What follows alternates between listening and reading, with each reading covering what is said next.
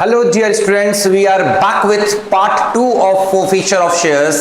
In this part 2 हम discuss करने जा रहे हैं how to reissue the forfeited shares and how to determine the amount to be transferred to capital reserve.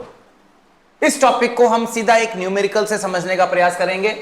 हमने example आपके लिए बोर्ड पे ऑलरेडी बना रखा है. Let's say XYZ Limited forfeited 500 shares of 10 each for non-payment of final call of ₹4. Company ने 500 share forfeit किए हैं. एक शेयर 10 रुपए का है. फॉरफीचर करने का कारण यह है कि इन 500 शेयर पे हमें 4 रुपए का फाइनल कॉल नहीं मिला. All these shares were reissued at ₹12 per share, fully paid up, past journal entries. पहले हम फॉरफीचर की एंट्री पास करते हैं जो हमने पिछली वीडियो में सीखा था. What will be the journal entry for forfeiture of shares. आइए हम पहले फॉरफीचर की एंट्री को रिकॉर्ड करते हैं. फॉरफीचर का एंट्री होगा इक्विटी शेयर कैपिटल डेबिट,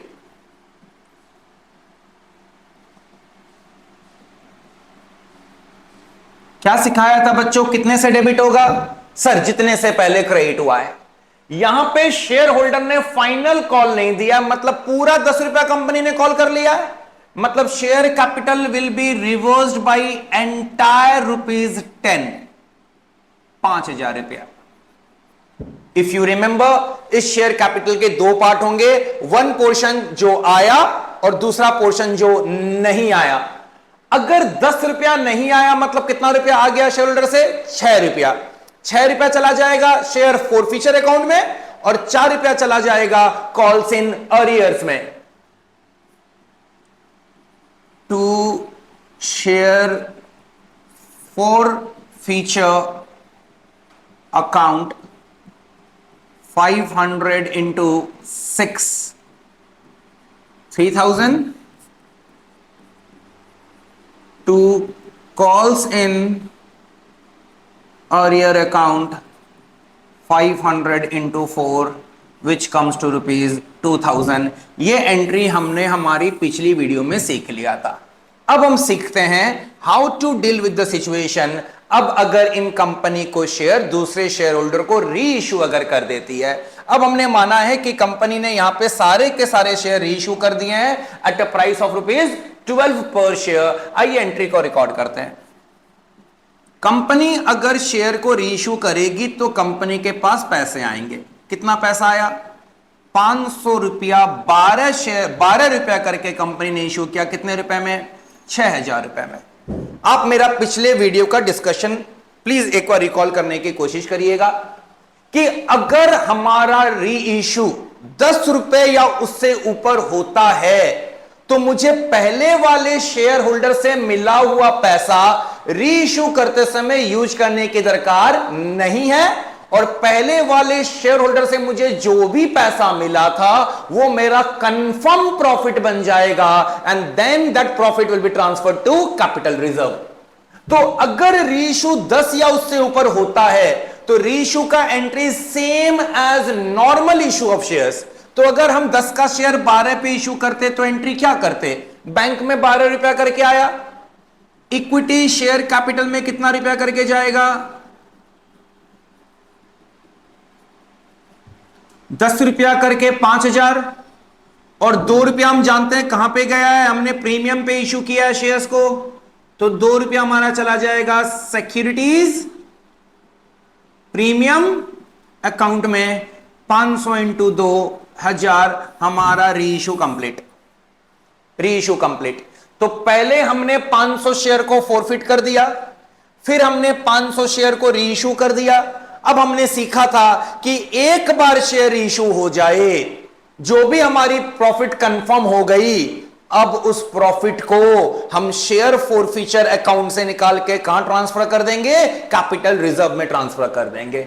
अब देखिएगा, हमारे जो फॉरफीचर में 3,000 रुपया है उसमें से रीइश्यू करते समय हमें 1 रुपया भी यूज नहीं करना पड़ा. इसीलिए अब ये पूरा का पूरा 3,000 रुपया हमारे शेयर फॉरफीचर अकाउंट से निकल के कहां ट्रांसफर हो जाएगा, ये शेयर फॉरफीचर के अकाउंट से निकल के ट्रांसफर हो जाएगा कैपिटल रिजर्व में. It will be transfer to capital reserve account. 3,000 रुपया हमारा चला गया कैपिटल रिजर्व में।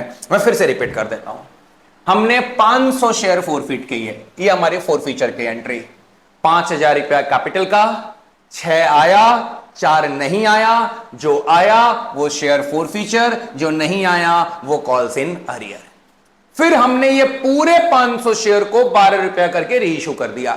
जब हम रीइश्यू कर रहे हैं, ऑलरेडी यहां पे प्रीमियम है, 2 रुपया का जो हमारा प्रीमियम है वो हमारा प्रॉफिट है, सिक्योरिटीज प्रीमियम में चला गया।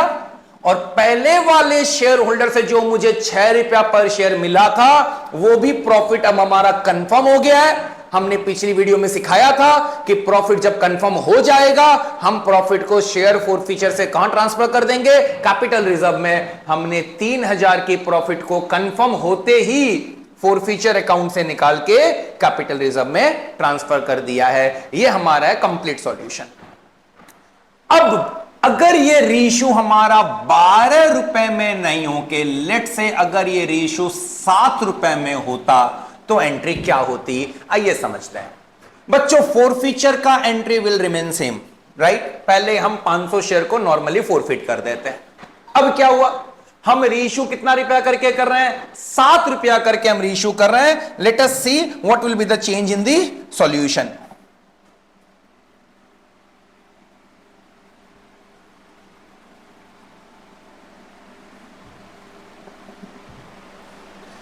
अब हमारा पैसा कितना आएगा 500 शेयर पे, 500 शेयर पे हमारा 7 रुपया करके आएगा, कितना आएगा 3500 रुपया।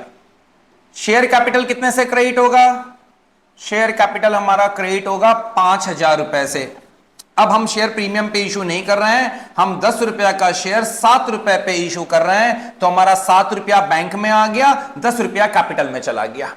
अब ध्यान देने की बात यह है कि हमारा जो यहां पे 3 रुपए का लॉस है, कैपिटल हमारा क्रेडिट हुआ है 10 रुपए से, पैसा हमारे पास आया है 7 रुपया। इस 3 रुपए को लॉस को कौन कंपनसेट करेगा, इस 3 रुपए के लॉस को ये प्रॉफिट कंपनसेट करेगा जो हमें पिछले शेयर होल्डर से मिला था। तो जो शेयर फोरफीचर में हमारा प्रॉफिट है उस प्रॉफिट को यहां पे हम यूज करेंगे और हमारा शेयर फोरफीचर अकाउंट यहां पे डेबिट हो जाएगा 500 इंटू 3, 1,500 रुपए से। अब आप समझिए, हमने पर शेयर कितना रुपया रख लिया था पिछले शेयर होल्डर का, 6 रुपया। यहां पे डिस्काउंट कितने दिया, 3 रुपया। तो 6 रुपए के प्रॉफिट में से 3 रुपया इस लॉस को सेट ऑफ करने के लिए हमने यूज कर लिया। तो कंफर्म प्रॉफिट कितना हुआ, 6 माइनस 3, 3 रुपया। तो 500 शेयर पे हमारा कंफर्म प्रॉफिट हुआ 1,500। So the amount to be transferred to capital reserve will come to rupees 1,500 only, not 3,000। फिर से हम इसको एक बार समझ लेते हैं। फोरफीचर में हमारा पैसा था 3,000, रीइश्यू करते समय हमने यूज कर लिया 1,500, 3,000 में से 1,500 रुपया हमने यूज कर लिया, बचा हुआ 1,500 रुपया हमने कैपिटल रिजर्व में ट्रांसफर कर दिया। The moral of the story is, if reissue is at par और at premium, the entry for reissue is similar to normal issue of shares and the entire amount lying in the forfeiture account will be transferred to capital reserve account. But if the reissue price is less than the face value, the loss at the time of reissue will be compensated by the balance in the share forfeiture account, and the remaining balance in the share forfeiture account will only be transferred to capital reserve account. I believe this illustration is very much clear to you all. Further समझने के लिए हम एक illustration और लेते हैं।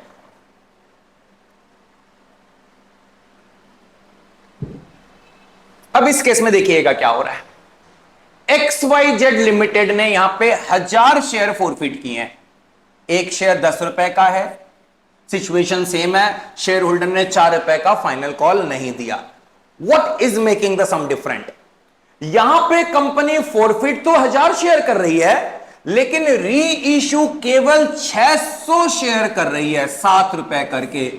मतलब यहां पे कंपनी ने 400 शेयर रीइश्यू नहीं किया है, जो कि कंपनी ने फोरफिट किया था। आइए समझते हैं इस सिचुएशन को हम किस तरीके से डील करेंगे। पहला एंट्री हमारा फोर फीचर का, ये एंट्री अभी मैं उम्मीद करता हूं सबको याद हो गया है। Equity share capital account debit 1000 into 10, 10,000। जो पैसा आ गया वो चला जाएगा शेयर फोर फीचर अकाउंट में। कितना आ गया? 1000 इंटू 6, क्योंकि 4 रुपए का फाइनल कॉल का पेमेंट नहीं हुआ है। जो नहीं आया वो पैसा चला जाएगा कॉल्स इन अर्लियर अकाउंट में। 1000 इंटू 4, 4000 हमारी फोर फीचर की एंट्री कंप्लीट। आइए अब हम रीइश्यू करते हैं। जितना पैसा आया उससे हमारा बैंक अकाउंट डेबिट हो जाएगा। कितना पैसा आया हमारा? 600 इंटू 7, 4200, 4200 रुपीज। रूल हम जानते हैं, इक्विटी शेयर कैपिटल अपने फुल वैल्यू से क्रेडिट हो जाएगा। 600 इंटू 10, 6000। तो हमने 10 रुपए का शेयर अगर 7 रुपए में इशू किया है तो 3 रुपए का कंपनसेशन कहां से आएगा? शेयर फोर फीचर अकाउंट से। हम शेयर फोर फीचर अकाउंट को डेबिट कर देंगे। 600 इंटू 3, 1800 रुपए से, और हमारी एंट्री बैलेंस हो गई। Now please please please be very careful. जब भी पार्ट रीइश्यू होता है ये बच्चों को बहुत परेशान करता है। अगर सारे शेयर इशू हो जाते हैं तो बच्चे इजीली मैनेज कर लेते हैं कि what is the amount to be transfer to capital reserve.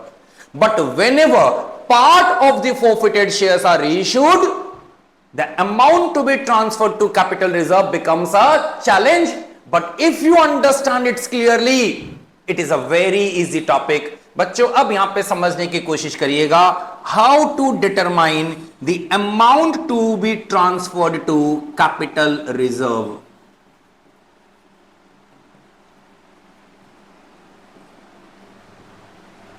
ये मैं आपको पूरा एक एक्सप्लेनेशन के साथ मैं आपको समझा रहा हूं। यहां पे हमने फोरफिट किए हैं इस एग्जांपल में 1000 शेयर।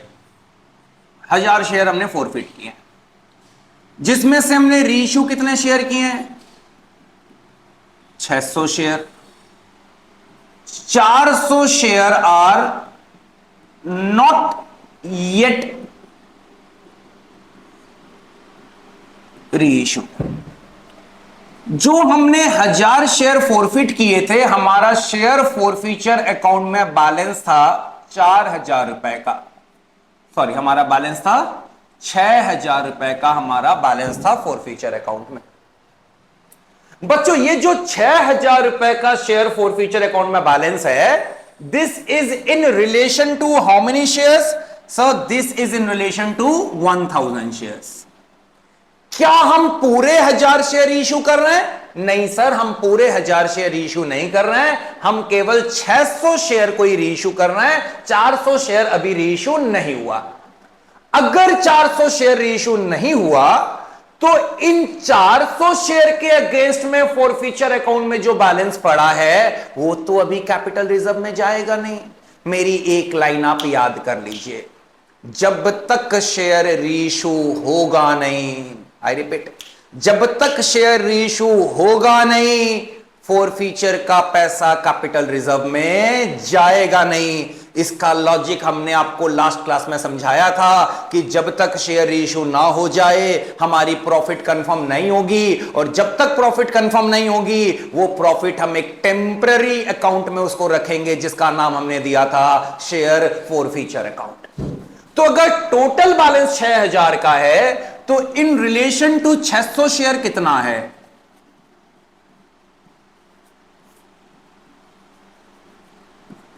3600 रुपया।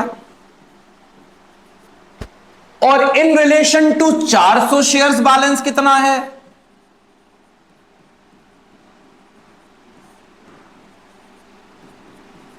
2400 रुपया। मतलब ये 2400 रुपया कहां पड़ा रहेगा? शेयर फॉरफीचर अकाउंट में ही पड़ा रहेगा, वो कैपिटल रिजर्व में नहीं जाएगा। ये जो 600 शेयर हमने रीइश्यू कर दिए, इसके अगेंस्ट कितना बैलेंस है? 3600। हमने फॉरफीचर करते समय यूज कितना किया?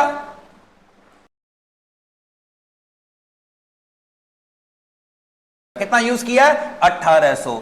अगर हमने फॉरफीचर करते समय 1800 रुपया अगर यूज किया है तो बैलेंस कितना बचा? 1800 रुपए का।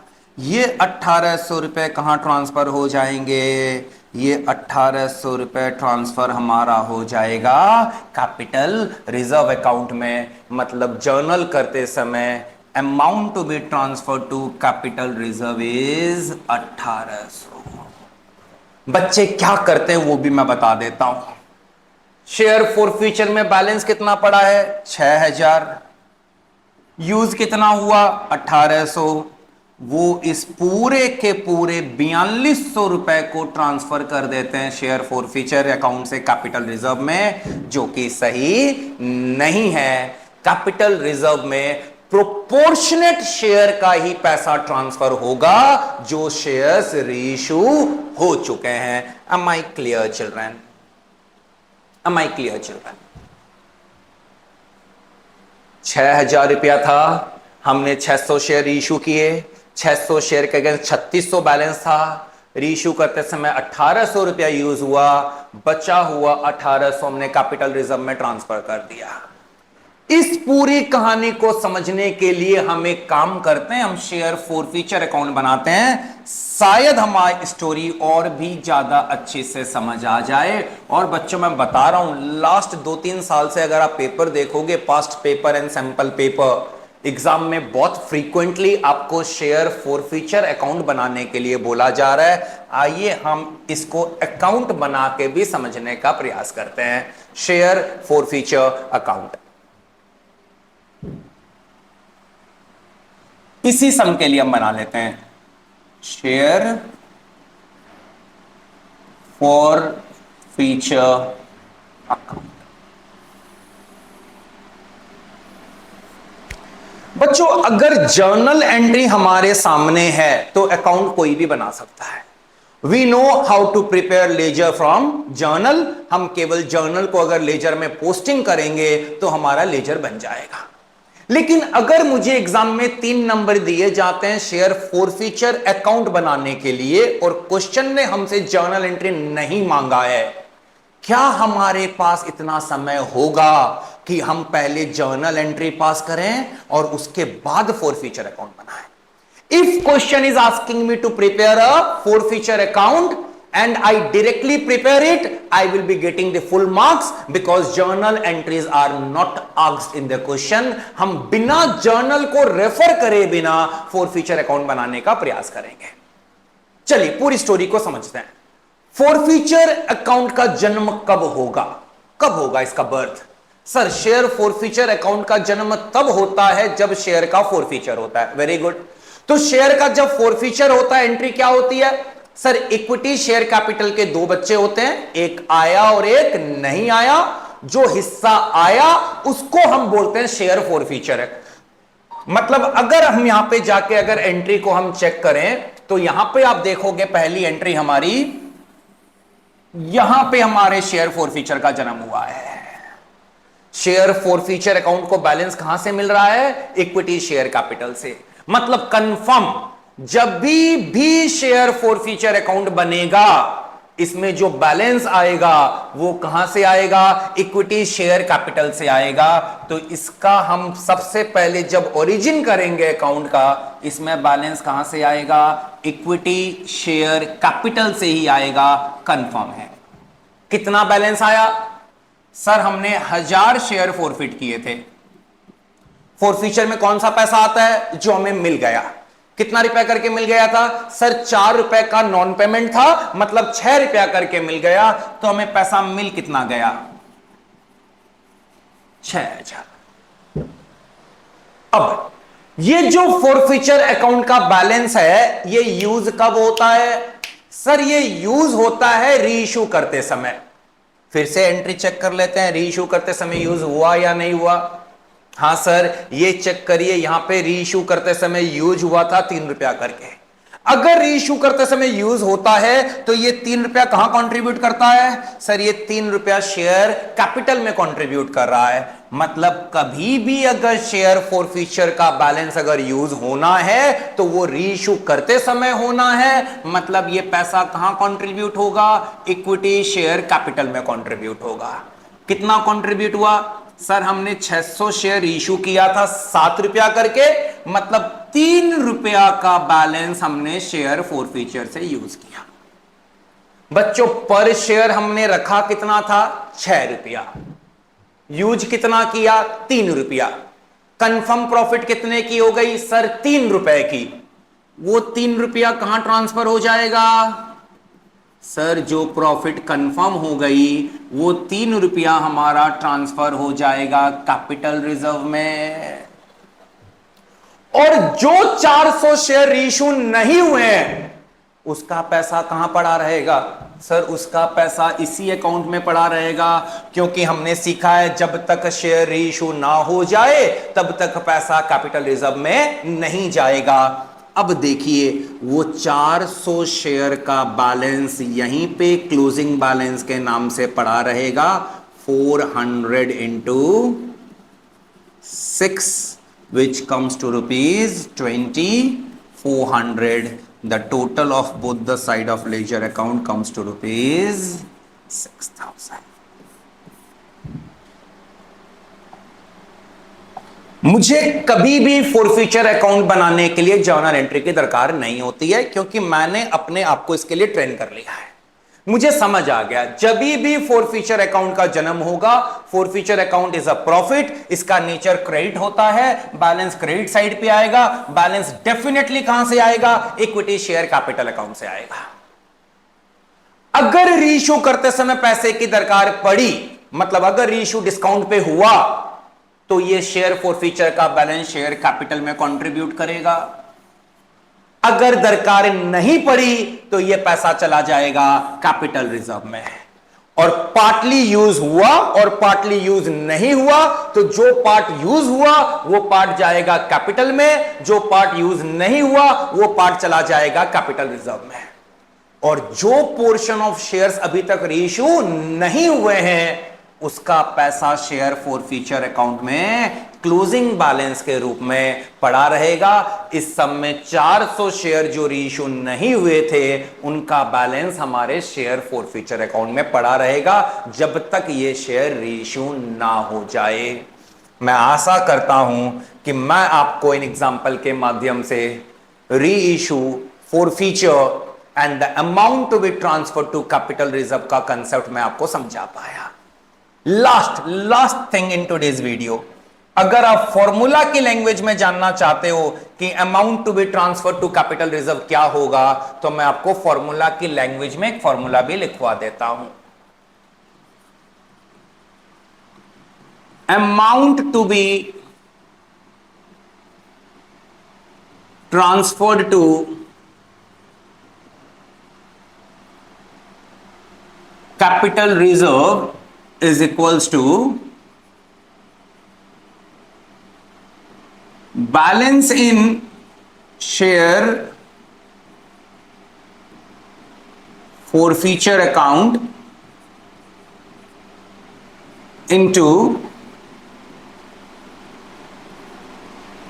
number of shares reissued divided by number of shares forfeited. इस एग्जांपल को यहां पे हम प्रूव कर देते हैं। हमारे शेयर फॉरफीचर अकाउंट में बैलेंस कितना था? 6,000। हमारा नंबर ऑफ शेयर रीइश्यूड कितना है? 600। नंबर ऑफ शेयर फॉरफिटेड कितना है? 1000। ये हमने प्रोपोर्शनेट कर लिया। अब इसमें से हमारा क्या माइनस होगा? अब इसमें से हमारा माइनस होगा amount used at the time of reissue. इसमें से हमने रीइशू करते समय कितना रुपया यूज किया था? 1800 रुपया हमने यूज किया था। 3600 minus 1800 which comes to rupees 1800। Formula directly हमें निकाल के दे देगा what is the amount to be transferred to capital reserve। the formula is balance in share forfeiture account into number of shares reissued divided by number of shares forfeited minus amount used at the time of reissue। यहां पे हम simple proportionate कर रहे हैं कि 6000 रुपया अगर 1000 share के लिए था तो 600 के लिए कितना, यही हमने आपको सिखाया था। 600 के लिए बैलेंस कितना है? 3600। 3600 में से यूज कितना किया? 1800। 1800 चला जाएगा कैपिटल रिजर्व में। बचा हुआ 2400 कहां पड़ा रहेगा? शेयर फॉरफीचर अकाउंट में। कब तक पड़ा रहेगा? सर जब तक शेयर इशू ना हो जाए। Thank you so much dear students, thank you.